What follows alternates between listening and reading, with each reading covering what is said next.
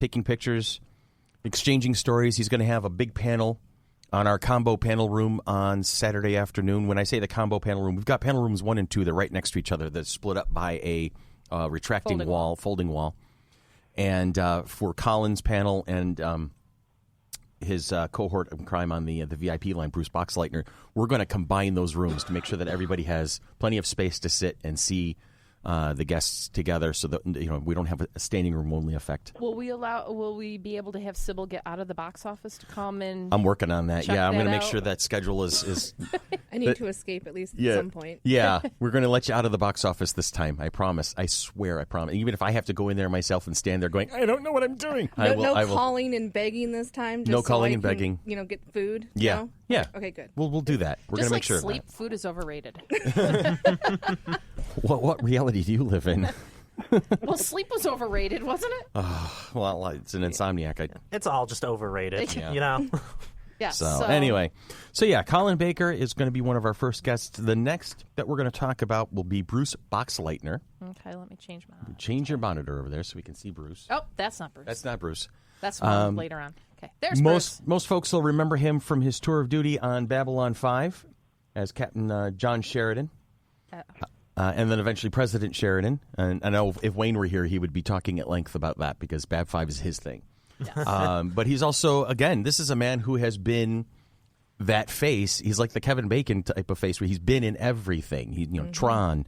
And Scarecrow Mrs. King. Yes. Scarecrow Mrs. And King. he's back on NCIS. Oh, yeah, that's right. I forgot he had a recurring character. Admiral Clifford Chase. Ooh, that's a very strong name. I just started watching NCIS within the last week. And did you start from the very beginning? I did start from the very beginning. It's a fantastic show. It is. It's a great show, but it's going to take you forever to catch up to it. Yes. I've got April break coming up pretty soon. I can binge. I got through how many seasons of Doctor Who over a February break? That's true. Yes. That is true. It's just a matter of will my kid find me or not. Yes, they're good at that. Yes, at least one of us. But yeah, Bruce is. How long has God. Bruce been in the industry? What's one of his earliest credits? Well, one of the things I remember him for was the Mary Tyler Moore Show. All right, you were saying, D? The Kenny Rogers Gambler movies. Oh my gosh, yeah. Was he in those really? Yes. Yeah, he was. I see him on He's also one of the things, I don't know if it's on his bio, I think he's into horses and he's an avid horseman. Oh yeah, I've seen that because he was in a lot of westerns early on, so he became very good. A good rider, good in the saddle, as they say in the equestrian circuit. It looks like he had a TV show for 3 years called How the West Was Won. Yes, I just. Oh yeah. He was on that. I remember See, that's the kind of guy Bruce is. Yeah. Is that you'll bring a credit up from like when we were little kids, and you're like, oh yeah, that happened. Well, he was in a TV movie, Wyatt Earp, Return to Tombstone. I remember that one. I think my dad was into that Gunsmoke? series. Your dad was in the series? Into that series. Okay, I was going to say. I'm like, have you been Your dad is a guest. Have you been holding out on me, Tony? Did your dad play Festus? My dad was the TV show. That is Cletus. Well, he must be a big Western type person because there's a Louis L'Amour TV movie. Mm-hmm. And isn't Louis L'Amour a lot of Western? He wrote Westerns, yeah. Yeah, that was his thing. Bring Him Back Alive? What's that? Oh, that definitely has a Western sound to it. Hold on, let me check it. We're going to check it out. No, great white hunter who works out of the Raffles Hotel Bar in Singapore in the 1930s fighting all kinds of bad guys in pre-war Malaya. Oh, boy. That sounds doesn't interesting sound like setting. a Western. Does not sound like a Western. Does not sound like a kind of place I'd like to go on vacation. It sounds like honestly, it sounds like a Western, but like an Asian Western. Could be. Okay, so instead of a spaghetti Western, it's a sushi Western? Yes. Okay. Wasn't the spaghetti Westerns in Italy? Yeah, that was my point. Okay. Thank you. Although he did play... I'm looking at his IMDb. Do you guys remember the show Heroes? Oh, yeah. yes. Loved Heroes. Loved He Heroes. was on 3 episodes in Heroes. Oh, right there it is. What part did he play? Do you remember? Because I only saw most of the first season. Robert Malden. I don't know who that is. He was. But he shows up in everything. Yeah. Chapter 1, The Second Coming. Chapter 2, The Butterfly Effect, and Chapter 3, Acceptance for Heroes. Interesting. Wow. He was also on Hawaii Five-0, Beretta, and Policewoman from the 70s. And that's the original Hawaii Five-0, not the remake that's been on for a few years now. That's wild. Man. He hung out with Jack Lord. So this is a huge personality to have on the line. I'm He's telling got you. a long list of credits. There's going to be some interesting And conversations there. What's Cedar Cove? I'm It assuming was it's on the Hallmark Channel. Oh. which is why I didn't see it. Yeah, no. Chances That's why are it's on. my Did you catch- mother-in-law would have watched Did you it. catch that though? Yeah, That Tanya and yeah. I went, at the same time. You know what? I think I've seen that because my mom was also into Hallmark movies. Okay. Let me just guess here. I have a feeling that it follows the professional and personal life of municipal court judge Olivia Lockhart Yeah. and the boy. surrounding town folks of Cedar Cove. That's just a guess. That's With a guess. Andy McDowell? Yeah. Yes. And she's like That's a a- lawyer, I her. think. That's a hell of a Isn't guess. she like too. a lawyer? I think she's a lawyer. Yeah. His powers, Billy's powers are infinite. It's just a guess. Not that we don't have the computers up in front of us. What's a computer? Something that people might not have had this week. So, and these guests, among others, and among other parts of the show, we have sponsors now. We do. We are starting to collect sponsors, and that's an amazing thing. We got a lot of people who are signing on and very excited to see us get this thing together. And the first sponsor that I'm going to talk about today is Selena's Mexican restaurant in the Village Gate Mall. Yay! I happened to be there yesterday. Yeah, we've all been to Selena's at one point or another. How about you, Tony? Have you been there? I don't think I have, All right. but He's I fired. You think I gotta have to go. We'll fix that soon enough. If you're into Mexican food, this is definitely a great place to be. Aaron and Kelly, the owners, awesome folks, very helpful, very cool. And Aaron's got a great story. I mean, didn't he start as basically like a busboy or a cleanup guy at Selena's? He started as a dishwasher and worked from a dishwasher into the kitchen staff, into the wait staff. Ended up becoming the general manager, and then eventually him and his wife bought the restaurant. I think maybe 5 years ago, something like that. That's just a hell of a story. It is. That's outstanding. And Kelly was on the wait staff there also. That's how they met, wasn't it? Yes. Yeah. So Aaron and Kelly Metris, the owners and proprietors of the Selena's Mexican restaurant, sponsors of the Flower City Comic Con, They are. and For the highly second year. recommended for the second year in a row now, and highly recommended by staff, not just because they're being nice to us, but because they really are. There's some quality people and some great stuff going on over there. So go to Selena's if you're in town, and if you're not in town, come to town and then go to Selena's. So that's how it works out. All right, we're going to move on the list. We have. When you have a comic book convention, this is what Brian was saying during when we were talking about the show, the last podcast. When you have a comic book convention, you have to have comic books.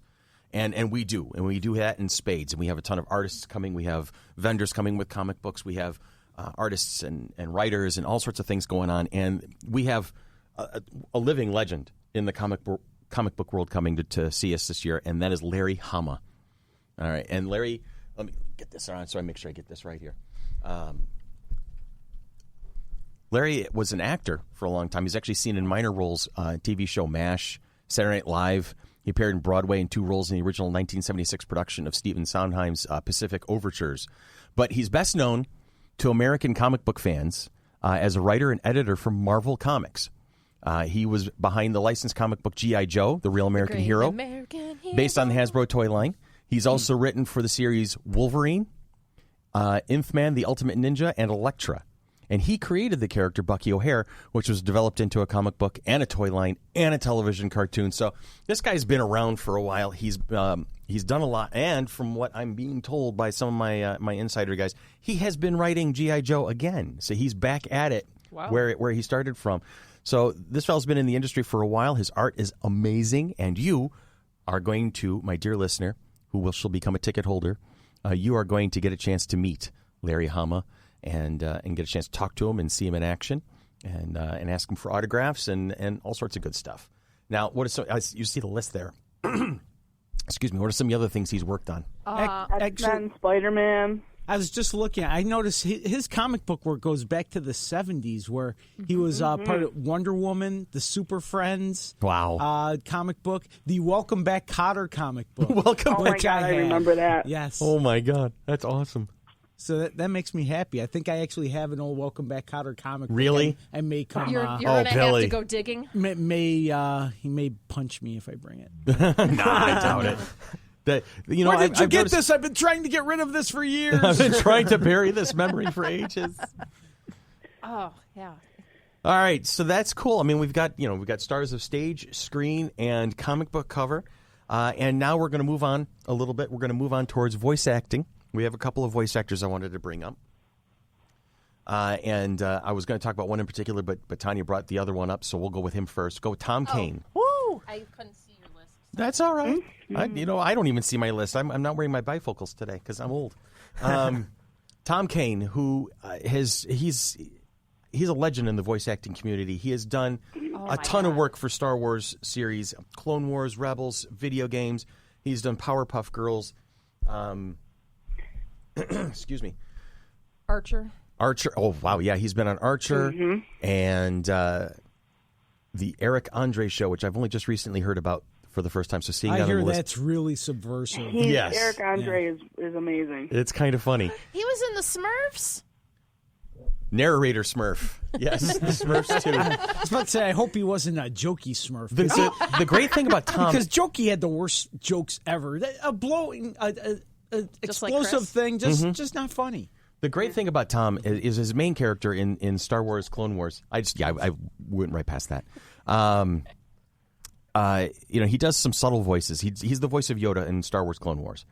And he does a great subtle take on it. So you really do, he's channeling his Frank Oz there. But then he's got this great booming voice that he uses. In one of his characters in Star Wars: The Old Republic MMO is this assault droid, M4X. And it's just this over-enthusiastic, glorified soldier. He's like, oh, yes, this is wonderful. I am the great vocoder of freedom. He's that over-the-top personality, and Tom brings that thing to life. And it's just, I love that character. It really speaks to the range of his voice. Yes, it's wonderful. Absolutely does. I mean, this man can hit anything. Ben 10, Kim Possible. What did he play in Kim Possible was one of my favorite shows watching over the kid's shoulder. Lord Monkey Fist. All right. Yes. And the American Star Maker Judge. I can hear it now. That's awesome. Looking at his credits in Robot Chicken and in a couple others, he tends to do a very good Morgan Freeman, I see. Yes. So. Hopefully we can get him to do... I heard somebody was actually getting him to do a Morgan Freeman impression at a convention, so I want to see if I can get him to do that again. That'd be fun to listen to. Another series I loved, The Wild Thornberries. Oh, that was a great series. That was a good TV show. That was awesome. That was a lot of fun. I remember the big Wild Thornberries movie. I still have that on DVD. I remember the Rugrats crossover movie. Yep. I have that they were on the VHS. same animation house. He was Darwin. Yeah. Hey, two things I just noticed he did. What? He did Gandalf in the Lord of the Rings video game. Mm-hmm. And he is the current announcer doing the narration on the Walt Disney World monorail system. Oh, yeah. Oh, awesome. That's great. Oh, that's fun. See, I mean, that's the thing. Star Wars Disney is now a Disney property, so he is just going to be a natural fit into that particular house there, the Mouse House. He was in Johnny Bravo. Oh, cool. If there was a cool cartoon from the 90s and early 2000s, Do the monkey with me. He was involved. Team Knight Rider. What? Was he the voice of the car? No, Dante. Is that a thing? Yeah. What was a that? TV series from 97 to 98. Hasselhoff could never let go, huh? Oh, I won't let go, Hasselhoff. I won't let go. I don't think it was him. Blub, blub, He also did Wolverine and the X-Men. Oh, yeah? Yeah. I can see that. I could definitely see that. That's awesome. I don't know what Dante was. But... So Tom is definitely going to be there with all of his multiple personalities and voices. Again, autographs and picture-taking opportunities and panels. Do we have the panel schedule on hand by any chance? No. No. So just say no. I put my hands out. Nope. Yeah, because Not our on listeners hand. can see your hand gestures. Yeah. I'm here all day. Yeah, we're not doing Facebook Live at the moment. We're No, doing that's actual probably a good podcasting. thing.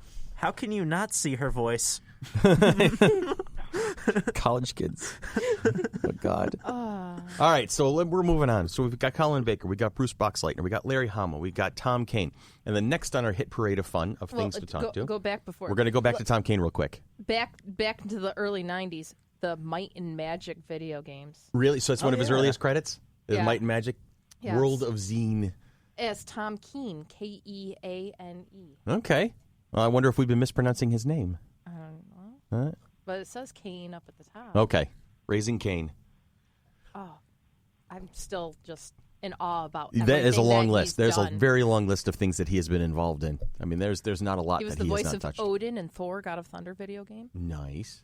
I remember that game. Mm-hmm. He was the announcer of the 84th Annual Academy Awards and the 83rd Annual Academy Awards. Seriously, he's got the voice for it. He really does. I mean,